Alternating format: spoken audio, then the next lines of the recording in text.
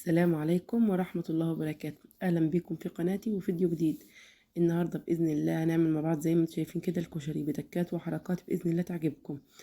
كنت قبل كده عاملاه على القناة بس في واحدة حبيبتي طلبته أعمله تاني فما قدرتش أتأخر عليها. يلا بينا نتابع الفيديو للآخر عشان نعرف ازاي الكشري عملناه أحلى من بتاع المحلات. جربوه بإذن الله هيعجبكم.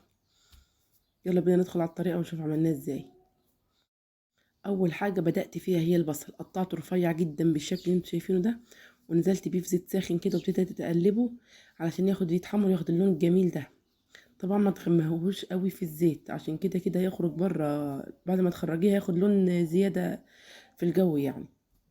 ابتدي كده اصفيه من الزيت بعد ما خد اللون الذهبي الجميل ده، واحطه كده على ورق عشان يصفي الزيت الزياده اللي هو فيه. هتحسوا انه طري بعد ما طلع من زيت، ما تسيبيه خالص في الجو كده هينشف مع نفسه، هيبقى مقرمش وجميل. تاني حاجة نيجي نعمل بقى الرز بتاع الكشري. هاخد حبة من زيت البصل، طبعا زيت البصل ماشي معانا في كل الكشري. اول حاجة هقلب بصلة بس كده، هدبلها بس مش اكتر. جربوا الخطوة دي بتفرق جامد جدا في الرز بتاع الكشري. هدبلها كده كويس بالشكل ده. بعد كده هنزل بلسان العصفور. انا هنا المفروض انزل بالشعرية بس ما لقيتش شعرية، فما حبيتش اوقف نفسي، فنزلت بلسان العصفور. هحمره كده بالشكل ده. هنا كمان حاطه المية عشان اسلق المكرونة فيها،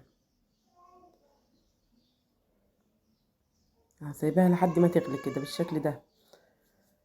هنزل فيها بحبة ملح بس مش اكتر، واسيبها لحد ما تغلي. هنا كنت شغالة في لسان العصفور على عايزاه يحمر بس مش يغمق قوي. هنا وصلت للدرجة اللي انا عايزاها.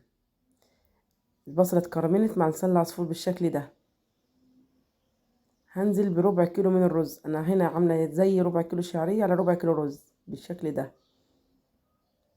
ابتدي اقلبه بالشكل ده عشان اغلفه بالمادة الدهنية اللي هي زيت البصل. زيت البصل هو البطل معانا في الكشري، بيخلي طعم الكشري في حتة تانية خالص.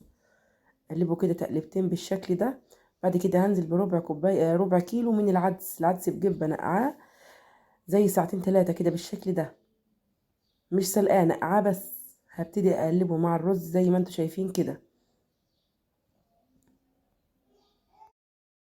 هنا الميه معايا غلت اللي هسلق فيها المكرونه. هنزل كده بالمرمريه الصغيره، المقدار اللي تحبيه طبعا، بالشكل ده، وابتدي اقلبه تقليبه واحده مش اكتر. بعد كده هنزل بالمكرونه سباجيتي، هكسرها على 3، وابتدي اقلبها. بص كده بوزعها كده بالشكل اللي انتوا شايفينه ده عشان ما تقفش في بعضها.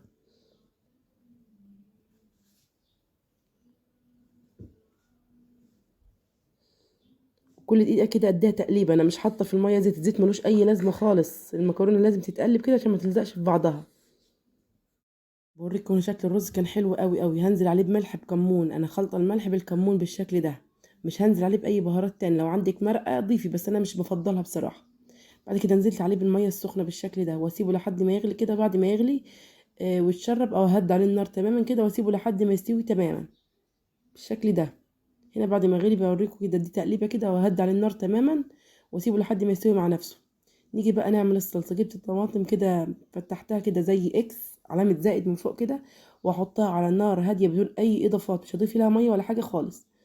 هنا خلاص المكرونه كانت اللي اتسلقت معايا، صفيتها كده ورجعتها الحله تاني، واحط عليها معلقتين 3 كده من زيت البصل، وابتدي كده افككها بيها. بس كده بتديها طعم جميل جدا جدا. وهنا خلاص كان الرز استوى معايا وبقى بالشكل الجميل ده. شايفين قد ايه مفلفل وجميل؟ بصراحة تحفة، والوانته جميلة جدا. نيجي بقى للطماطم. هنا كانت استوت معايا وبقت دايبة بالشكل ده. شايفين المية اللي فيها دي؟ المية دي منها، انا ما ضفتش مية خالص. بس كده هاخدها على الخلاطة، اضربها في الخلاطة ناعمها. بعد كده هصفيها علشان صلصة الكشري بتحب تكون بيوري كده ناعمة.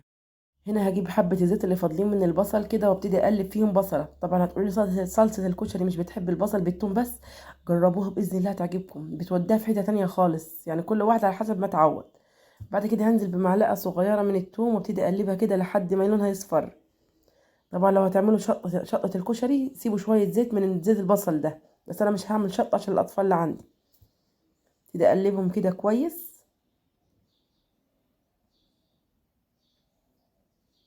بعد كده هنزل عليهم بعصير الطماطم اللي انا عصرته، اللي كنت مسويها على النار زي ما قلت لك. صفيها علشان تبقى بيورو كده ناعمه.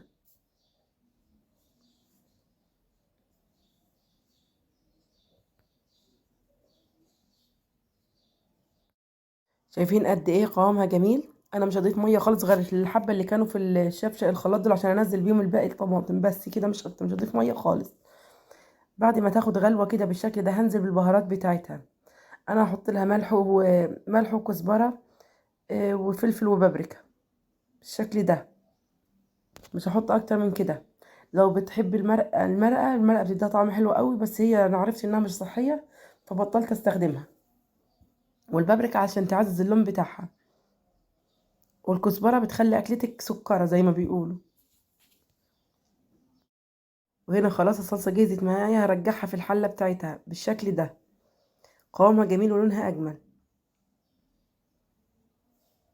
انا هنا عملت الدقه بس ما صورتهاش معاكم. جبت ليمونتين كده كبار وعصرتهم، نزلت عليهم بربع كوبايه من الخل ومعلقه صغيره من الثوم، وكزبره وفلفل وكمون وبابريكا، وقلبتهم كده كويس. بعد كده نزلت عليهم بكوبايه من الميه. بعد كده نزلت عليهم بمعلقتين من صلصه الكشري. بس كده هي الدقه الخطيره دي. دي طريقه التقديم اللي انا قدمت بيها الكشري. شكله جميل جدا جدا وطعمه اجمل والله العظيم. جربوه باذن الله هيعجبكم. ده شكل الدقه اللي انا قلتها لكم، ما عملتهاش معاكم بس طعمها جميل. جربوها باذن الله تعجبكم. طبعا احنا عاملين الكشري قبل كده بالتفصيل على القناه، ارجعوا له باذن الله هتلاقوه. وهنا نكون وصلنا لنهايه الفيديو.